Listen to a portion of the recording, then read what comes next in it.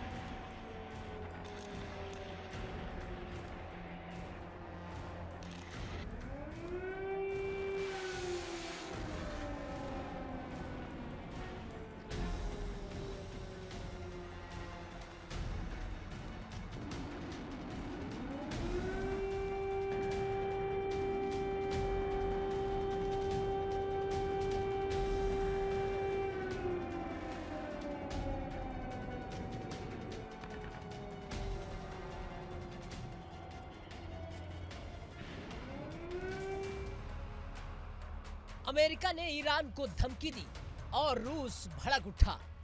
White house की चेतावनी पर मॉस्को ने खुलकर ट्रंप को आईना दिखा दिया।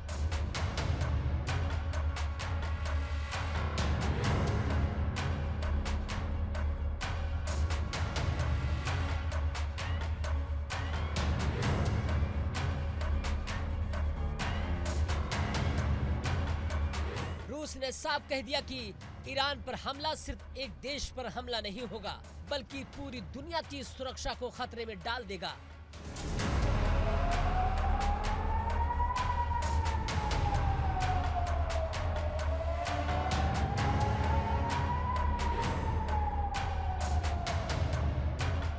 यानी अब ये टकराव सिर्फ अमेरिका बनाम ईरान नहीं रहेगा, अब इसमें रूस खुलकर कूद चुका है। रूस के विदेश मंत्रालय ने अमेरिका की ईरान पर हमले की धमकी को पूरी तरह अस्वीकार्य बताया।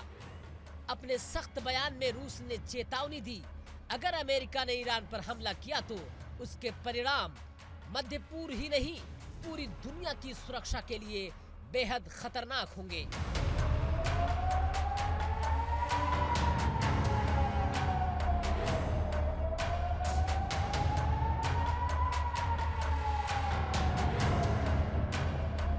का सीधा आरोप है, अमेरिका दबाव की राजनीति कर रहा है, ईरान को मित्र देशों को टैरिफ बढ़ाने की धमकी दे रहा है, डराने की कोशिश कर रहा है। रूस ने इसे कहा कि ये खुली ब्लैकमेलिंग है।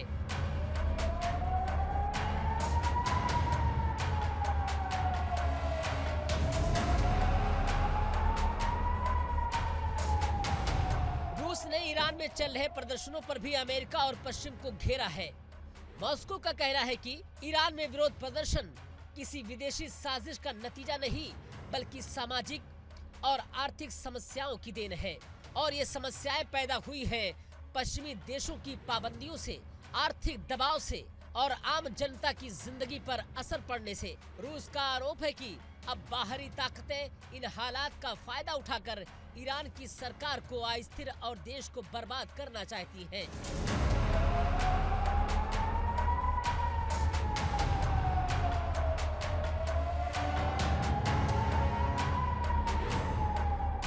रूस यही नहीं रुका, विदेश मंत्रालय ने दावा किया कि ईरान में जो बवाल हो रहा है उसके पीछे विदेश से निर्देशित कुछ प्रशिक्षित और हथियारबंद लोग भी शामिल हैं।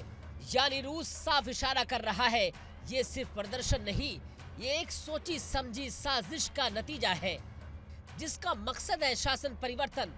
हालात की गंभीरता को देखते हुए रूस ने ईरान में रह रहे अपने नागरिकों को भी चेताया है, भीड़ भाड़ वाले जगहों से दूर रहें, सावधानी बरतें, हालात पर पैनी नजर रखें। साथ ही रूस ने उम्मीद जताई है कि ईरान में स्थिति धीरे धीरे सामान्य हो जाएगी।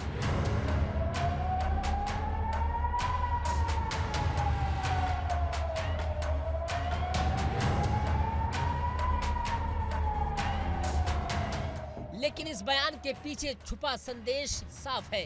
अमेरिका अगर आगे बढ़ा तो रूस चुप नहीं बैठेगा और ईरान अकेला नहीं रहेगा।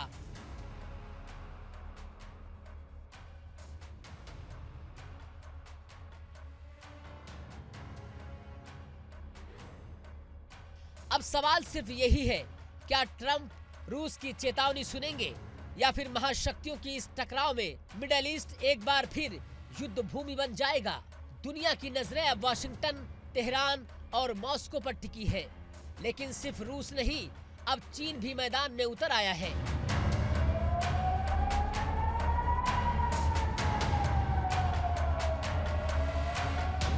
तेहरान में विरोध, वाशिंगटन में युद्ध की तैयारी और बीजिंग से अमेरिका को सीधी चेतावनी। चीन ने साफ कर दिया है, ईरान की संप्रभुता से छेड़छाड़ अंतर्राष्ट्रीय कानून का उल्लंघन होगा और इसका विरोध किया जाएगा।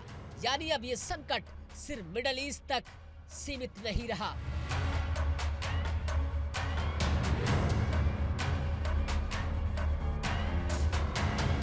ईरान में जारी विरोध प्रदर्शनों के बीच चीन ने अंतर्राष्ट्रीय समुदाय को कड़ा और साफ संदेश दिया है। बीजिंग ने कहा कि किसी भी देश की संप्रभुता और सुरक्षा अंतर्राष्ट्रीय कानून के तहत संरक्षित है और इसमें ईरान भी शामिल है। चीन ने अमेरिकी राष्ट्रपति डोनाल्ड ट्रंप की सैन्य हस्तक्षेप की धमकी और प्रदर्शनकारियों के समर्थन के नाम पर मिलिट्री एक्शन का खुलकर विरोध किया है। मतलब साफ है, चीन अमेरिका की इस रणनीति के साथ नहीं है।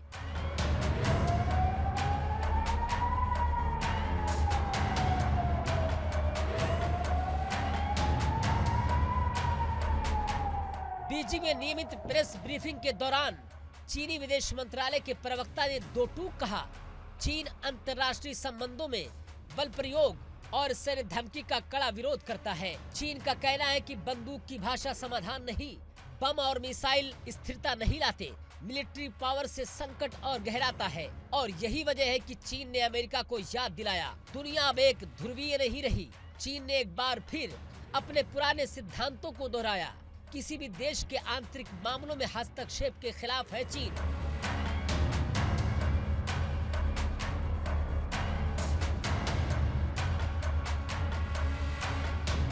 बीजिंग का कहना है कि ईरान के अंदर क्या हो रहा है, यह ईरान का आंतरिक मामला है। बाहर से दबाव या हमला हालात को और बिगाड़ देगा। यानी चीन साफ संकेत दे रहा है, शासन परिवर्तन की राजनीति अब स्वीकार नहीं की जाएगी।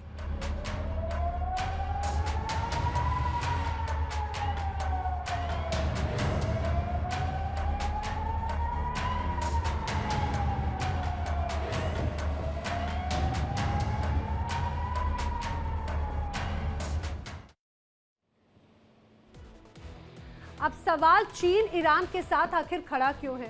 क्योंकि ईरान चीन का बड़ा ऊर्जा साझेदार है, अब बेल्ट एंड रोड प्रोजेक्ट का अहम हिस्सा भी। अब आप ये समझिए कि अहम हिस्सा अमेरिका के दबाव का साझा विरोध मल्टीपोलर वर्ल्ड का एजेंडा है। ईरान पर हमला चीन के हितों पर हमला होगा और तेल सप्लाई पर असर पड़ेगा और वैश्विक अर्थव्यवस्था इससे चरमरा जाएगी। और इसीलिए चीन ने अमेरिका को पहले ही चेताया, तो तस्वीर अब बिल्कुल स्पष्ट है। दूसरी तरफ अमेरिका के खिलाफ रूस ईरान की जंगी जहाज समंदर में भी उतरते हुए नजर आ रही है।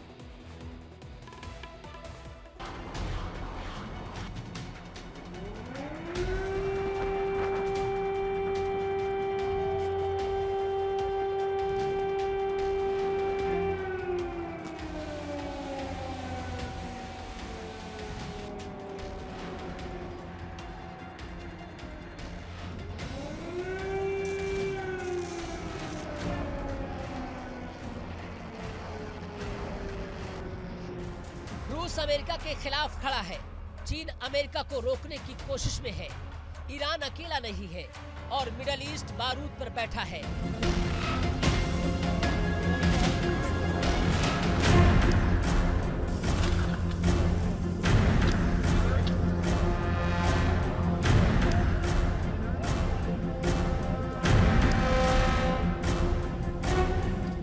अगर अमेरिका आगे बढ़ा तो ये सिर्फ ईरान पर हमला नहीं होगा, ये महाशक्तियों के टकराव की शुरुआत हो सकती है।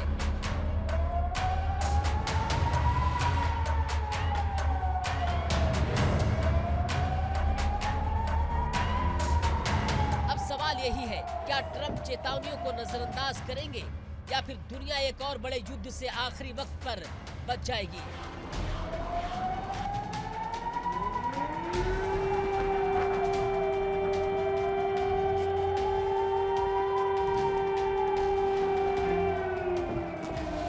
दुनिया की नजरें अब वाशिंगटन, तेहरान, मॉस्को और बीजिंग पर टिकी है। क्या अगला कदम इतिहास बदल सकता है?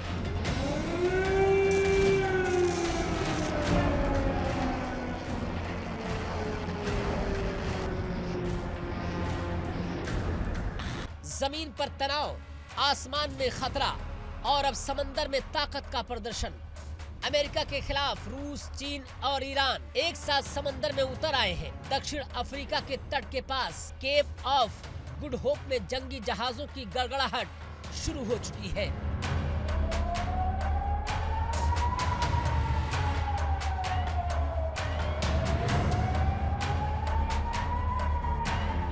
संदेश साफ है, ये सिर्फ युद्धाभ्यास नहीं, ये वैश्विक शक्ति संतुलन को चुनौती है।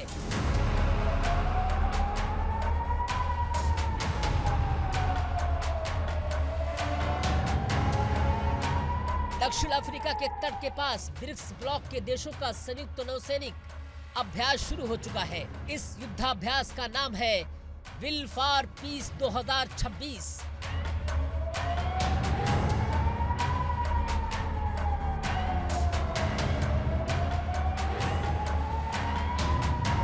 जगह केप ऑफ गुड होप।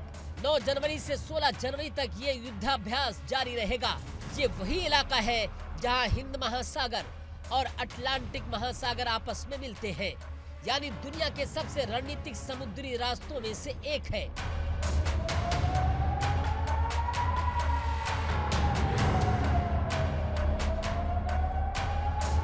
दक्षिण अफ्रीका ने कहा कि बढ़ते वैश्विक समुद्री तनाव के बीच ये अभ्यास बेहद अहम है। अब जानिए किस देश ने समंदर में क्या उतारा है।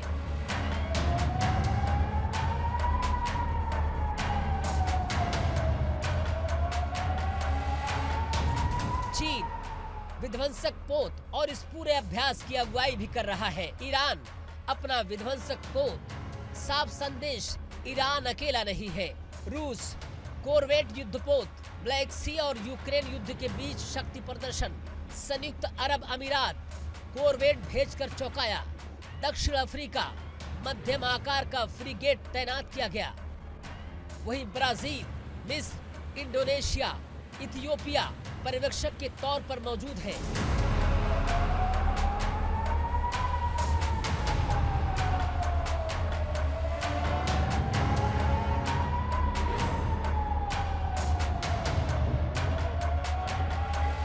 चीन के रक्षा मंत्रालय के मुताबिक इस अभ्यास में समुद्री हमले बचाव अभियान, संयुक्त ऑपरेशन, तकनीक और रणनीतिक आदान प्रदान का अभ्यास किया जा रहा है।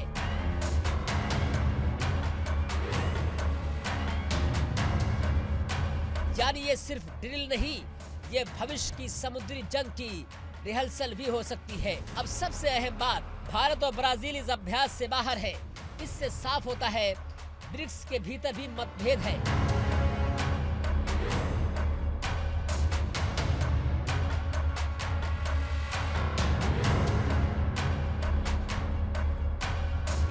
लेकिन अमेरिका विरोधी धड़ा मजबूत है और चीन इस धड़े का नेतृत्व कर रहा है। रूस, चीन और ईरान का एक साथ समंदर में उतरना सीधे सीधे वाशिंगटन के लिए संदेश है, अब समंदर भी तुम्हारा अकेला मैदान नहीं रहा।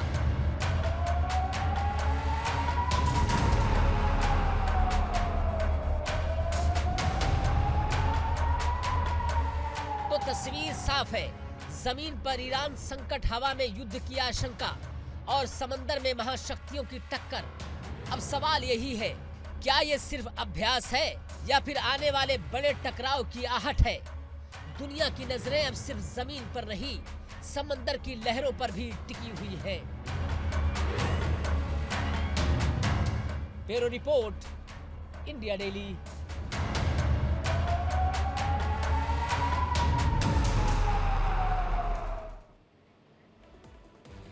और आइए बढ़ते हैं आगे, आक्रमण में बात कर लेते हैं अगली बड़ी खबर। रूस यूक्रेन युद्ध से जुड़ी हुई इस समय की बड़ी खबर जान लीजिए।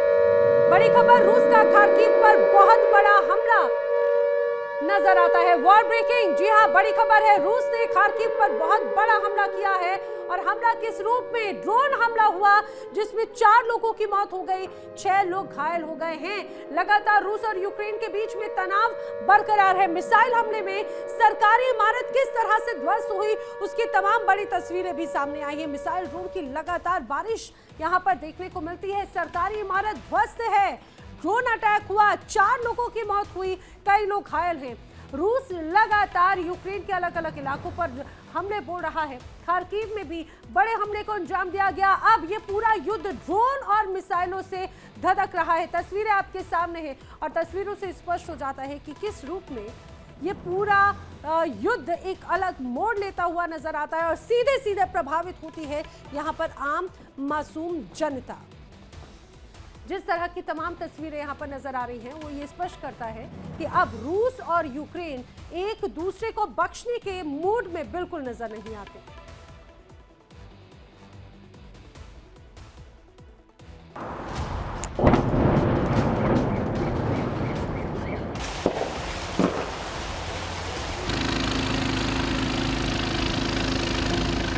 Мы военнослужащие 60-й отдельной мотострелковой бригады 2-го мотострелкового батальона.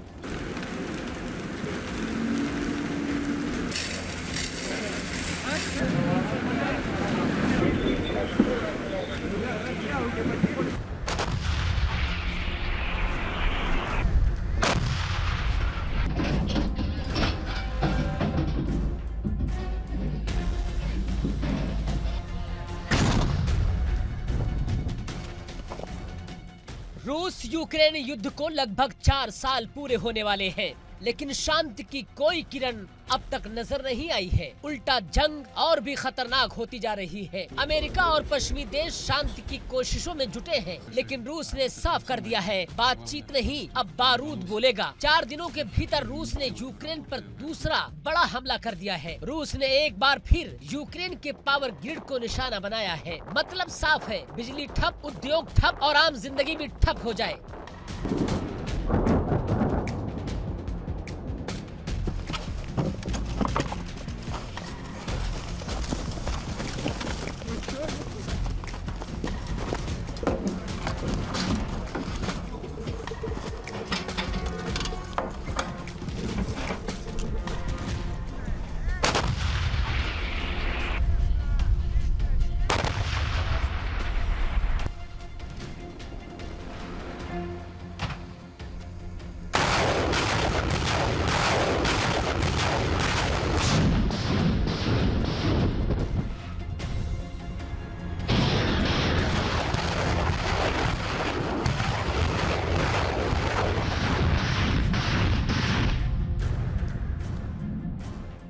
ज़ेलेंस्की के मुताबिक रूस ने रात भर 8 इलाकों पर हमला किया है। करीब 300 ड्रोन, 18 बैलिस्टिक मिसाइल और 7 क्रूज मिसाइलें दागी गई। ये हमला सिर्फ सैन्य नहीं, ये यूक्रेन की रीढ़ तोड़ने की कोशिश है। हमले की सबसे दर्दनाक तस्वीर उत्तर पूर्वी खार्किव से आई है। एक तेल डिपो पर मिसाइल गिरी, 4 लोगों की मौत, 10 लोग घायल। वही राजधानी क्यू में हालात और भी खराब है। तापमान -12 डिग्री सेल्सियस, लाखों घरों की बिजली गुल है। पूरा शहर जनरेटर के शोर में गूंज रहा है। अंधेरा, ठंड और ऊपर से मिसाइलों का डर, यही आज कीव की सच्चाई है।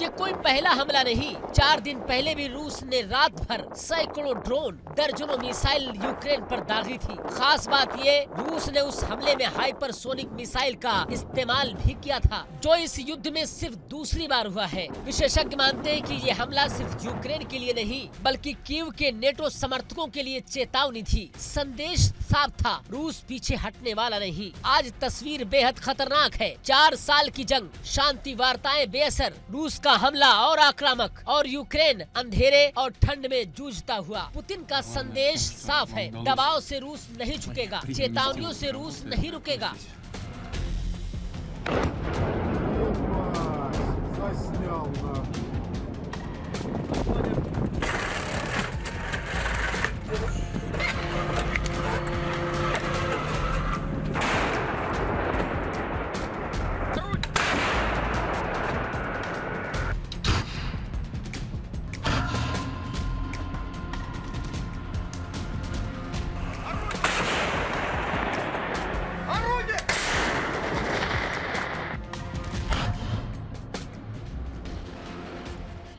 बर्फीली रात, माइनस तापमान और ऊपर से मिसाइलों की मार। रूस लगातार यूक्रेन के बिजली और पानी के ढांचे को निशाना बना रहा है। यूक्रेनी अधिकारियों का आरोप है, रूस सर्दियों को हथियार बना रहा है, यानी गोली नहीं, ठंड से मारने की रणनीति है।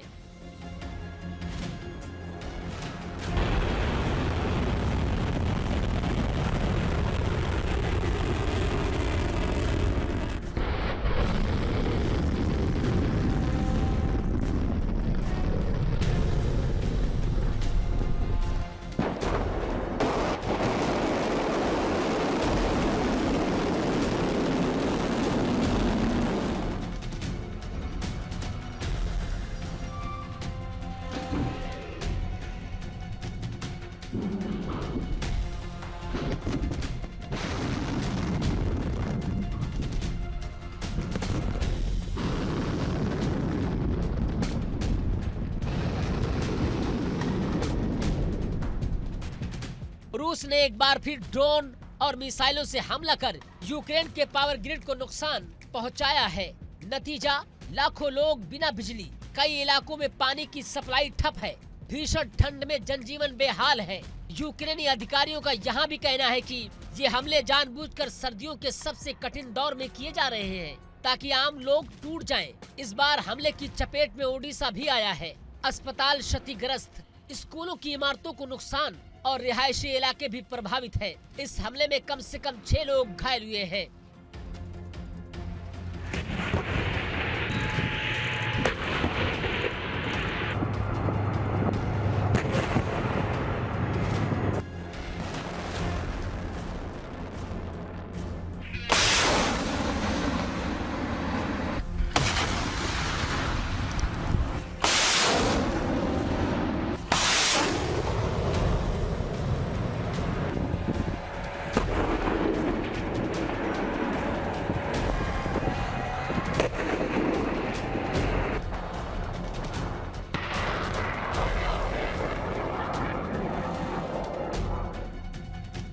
मतलब साफ है, ये सिर्फ सैन्य ठिकानों पर हमला नहीं, आम नागरिकों की जिंदगी भी निशाने पर है। यूक्रेनी अधिकारी साफ कहते हैं, रूस की रणनीति है विंटर वारफेयर, बिजली काटो, पानी रोको और ठंड को दुश्मन बना दो। ये वही रणनीति है जो रूस ने पिछली सर्दियों में भी अपनाई थी और अब शांति प्रयास चल रहे हैं। रूस ने फिर हमले तेज कर दिए हैं। इन हमलों को लेकर अमेरिका ने कड़ी प्रतिक्रिया जरूर दी है। वाशिंगटन ने कहा, रूस के हमले अस्वीकार्य है और आम नागरिकों को निशाना बनाना युद्ध अपराध के दायरे में आता है। आज तस्वीर लेकिन बिल्कुल साफ है, यूक्रेन ठंड, अंधेरे और हमलों से जूझ रहा है। रूस दबाव बढ़ा रहा है, शांति की उम्मीद कमजोर पड़ती जा रही है।